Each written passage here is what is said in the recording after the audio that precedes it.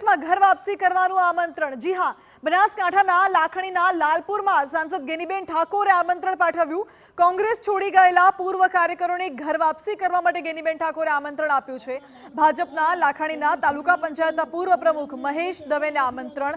મહેશભાઈને ઘર વાપસી કરવી હોય તો આમંત્રણ આપીએ છીએ તેવું ગેનીબેને કહ્યું અને વધુમાં ઉમેર્યું, હું મહેશભાઈને ફરી આવકારું છું। જો એમની લાગણી હોય તો ભૂલો દાડે ભૂલ્યો હોય તો રાત્રે ઘરે પાછો આવે તેવું ગેનીબેને કહ્યું અને મહેશભાઈ દૂધમાં સાકરની જેમ ભળી જજો તેવું પણ કહ્યું। મહત્વનું છે કે મહેશ દવે વર્ષ 2017માં ભાજપ છોડી કોંગ્રેસમાં આવ્યા હતા અને વર્ષ 2023માં મહેશ દવે કોંગ્રેસ છોડી ભાજપમાં ગયા હતા। ત્યારે જાહેર મંચ પરથી ગેનીબેને મહેશ દવેને આમંત્રણ આપતા વાવ વિધાનસભાની પેટા ચૂંટણી પહેલા બેઠકને મજબૂત કરવાની ચર્ચાઓએ જોર પકડ્યું છે। બેઠકને મજબૂત કરવા ઘર વાપસીનું આમંત્રણ મહત્વનું બની શકે છે।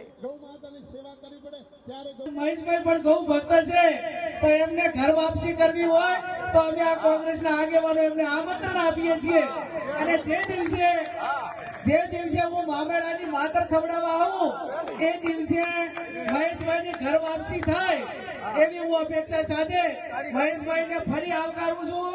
તો એમની લાગણી પાછી ઘર વાપસી કરવા માટેની હોય તો અને બોલે શું કે રાતે ભૂલો પડ્યો ઘરે આવે કે શું કે આની કહેવત છે ભાઈ રબારીની ગાય દાડે ગમે ત્યાં સરવા થાય પણ હાજર દૂધ ઘર ધરીને આલે એમાં દેવોનો દાડે ભૂલ્યો હોય રાતે પાછો ઘરે આવે કે રાતે ભૂલ્યો એ દાડે ઘરે આવે એટલે ઘરે આવવામાં મહેશભાઈ કઈ વાંધો નથી। દૂધમાં જેમ સાકર ભળી ગેનીબેન ઠાકોર જાહેર મંચ પરથી બોલ્યા અને મહેશ દવેને પાછા કોંગ્રેસમાં આવવા માટે આમંત્રણ આપ્યું। આ બાબતે મહેશ દવે જોડાઈ ગયા છે અત્યારે અમારી સાથે। મહેશભાઈ, ગેનીબેને જાહેર મંચ પરથી આપને આમંત્રણ આપ્યું છે? હા, આદરણીય સાંસદ ગેનીબેન દ્વારા હું એક ગૌશાળાનો કાર્યક્રમ હતો। આદરણીય ગેનીબેને ભારતના ઇતિહાસમાં પહેલી વાર ગૌ માતાને રાષ્ટ્રમાતા બનાવવા માટેની વાત ભારતીય સંસદમાં કરી અને એટલા માટે એમનું સન્માન એની સ્થાનિક ગૌશાળા માંજરાપોળ સંચાલકો અને સાધુ સંતો મહંતો ગામ લોકો ગૌભક્તો દ્વારા રાખવામાં આવ્યું હતું। મને પણ આમંત્રણ હતું ને હું પણ ત્યાં ગયો હતો। હું મારી વાત કરું તો મારો રાજકીય રીતે કે સામાજિક રીતે મારો જન્મ જ ગૌ માતાના સંબંધમાં થયો છે અને હું છેલ્લા 14 વર્ષથી દહીં દૂધ છાસ ગૌ માતા સિવાય એટલે ગૌવ્રત ધારી છું। અનાજ પણ હું 10 વર્ષથી લેતો નથી ને આ દ્રષ્ટિએ મારો ગૌ માતાની સેવા મારો સૌથી પ્રાથમિક ધર્મ છે એવું હું સમજુ છું। ભાજપ અને કોંગ્રેસની મર્યાદાઓ કરતા પણ હું કોંગ્રેસમાં રહીને પણ મેં ગૌ માતાના માટેના આંદોલનના કાર્યક્રમો કર્યા છે અને અત્યારે ભાજપમાં હું તો પણ મને ક્યારે ભારતીય જનતા પાર્ટીએ ક્યાંય રોક્યો નથી ગૌ માતાની વાત કરવા માટે અથવા કોંગ્રેસમાં હતો કોંગ્રેસે પણ નહોતો રોક્યો।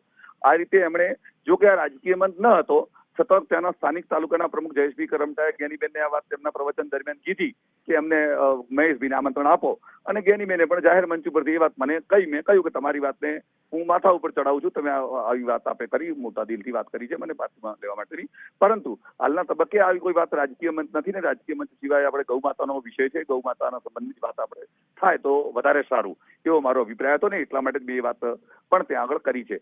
લોકો એવું પણ ક્યાંક વિચારે છે ને મને કેટલાક લોકો એમ કહ્યું કે ગેનીબેન ત્યાં આવવાના હતા, તમારે ભાજપના આગેવાન તરીકે ત્યાં નહોતું જવું જોઈતું, પણ હું એવું સમજુ છું કે જયારે ગૌ માતાના સંબંધમાં વિષય આવે ને એ બાબતનો મંચ હોય ત્યારે મારે જવું જ હું ન જવું તો ત્યાં આગળ લોકોમાં જે ભારતીય જનતા પાર્ટી સરકાર ગૌ માતા માટેની સબસિડી આપે છે એ વાત કોણ કરશે? બનાસ ડેરીમાં આદરણીય શંકરભાઈ ચૌધરી દ્વારા દેશી ગૌ માતા માટે જે એને ડેવલપ કરવા રાજકારણ પણ ગરમાયું છે અને ખાસ કરીને ત્યારે જ્યારે વાવ વિધાનસભાની પેટા ચૂંટણી યોજાવાની હોય તો શું આ આમંત્રણ આપ સ્વીકારશો, માન્ય રાખશો? નહીં, એમનું આમંત્રણ આપવું એ એમનો વિષય છે, એ સ્વીકારવું ન સ્વીકારવું એ મારો વિષય આવે છે। એ એમણે ગૌશાળાના મંચ ઉપરથી આ વાત કહેવી જ નહોતી જોઈતી પણ છતાં કહી છે તો માથા ઉપર છે। પરંતુ અત્યારે આવી કોઈ વાત કે પાર્ટી છોડવાનો કે પાર્ટીમાં ભળી જવાનો કે પાર્ટી બદલવાનો મારો હાલનો કોઈ આશય કે એવી વાત નથી, એવી કોઈ ચર્ચાઓ પણ થઈ નથી। એમણે જાહેરમાં જ આવ્યું માઇકને એમણે બોલી ગયા એટલી જ એક પ્રકારનું કોમેન્ટ રૂપી એમણે બોલ્યા છે। આમાં બીજું કોઈ આને કોઈ ગંભીરતા લેવાની મારી દ્રષ્ટિએ કોઈ જરૂર મને દેખાતી નથી। મહેશભાઈ, આગળ વાવ વિધાનસભાની પેટા ચૂંટણી યોજાવાની છે, આપની ઈચ્છા શું હોઈ શકે છે? ના, હું ભારતીય જનતા પાર્ટીના કાર્યકર્તા તરીકે કામ કરું છું અને કરતો રહીશ। મારા માટે ગૌ માતા સર્વોપરી છે પરંતુ ભારતીય જનતા પાર્ટી પણ ગૌ માતાના સેવામાં અગ્રેસર છે, એ જ રીતે હું કામ કરું છું અને હું કરતો રહીશ। એના માટે બીજું કોઈ અત્યારે પાર્ટીના વિષયમાં રાજકીય સમીકરણોની દૃષ્ટિથી આને જોવાની જરૂરિયાત નથી। ઓકે મહેશભાઈ, આભાર આપનો। એટલે હાલ તો મહેશ દવે એવું કહ્યું છે કે અત્યારે પાર્ટી છોડવાનો કોઈ ઈરાદો નથી. ગેનીબેનના આમંત્રણ પર તાલુકા પંચાયતના પૂર્વ પ્રમુખ મહેશ દવેએ અમારી સાથે ખાસ વાતચીત કરી અને નિવેદન આપ્યું કે હાલ હું ભાજપમાં છું અને હાલ હું પાર્ટી છોડવાનો કોઈ નિર્ણય નથી લેતો. વાવ બેઠકને મજબૂત કરવા ગેનીબેનનો આ મહત્વનો પાસો, પરંતુ સામે મહેશ દવેએ કહ્યું છે કે એમનું આમંત્રણ એ એમનો વિષય છે અને મારે સ્વીકાર કરવો ના કરવો એ મારો વિષય છે. હાલ તો મારો પાર્ટી છોડવાનો કોઈ ઈરાદો નથી તેવું મહેશ દવે સ્પષ્ટ TV9 સાથેની વાતચીતમાં કહ્યું છે.